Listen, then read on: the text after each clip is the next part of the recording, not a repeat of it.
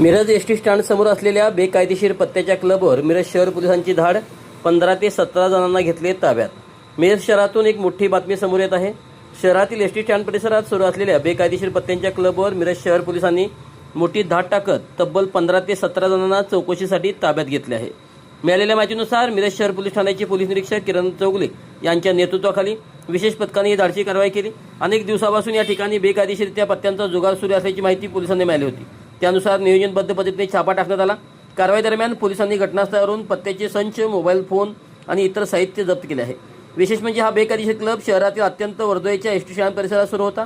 ही कारवाई पोलीस अधीक्षक Tushar Joshi, upper police अधीक्षक कल्पना बारावकर, उपविभागीय पोलीस अधिकारी अजय कोकाटे यांच्या मार्गदर्शनाखाली पोलीस निरीक्षक किरण चौगुले तसेच गजानन बिराजदार, शक्ती पोकलेकर, सचिन काकडे, किरण पुजारी, सचिन ऐवडे, राहुल गोसावी, मिलिंद पाटो यांनी संतोष पाटील यांच्या पथकाने केली.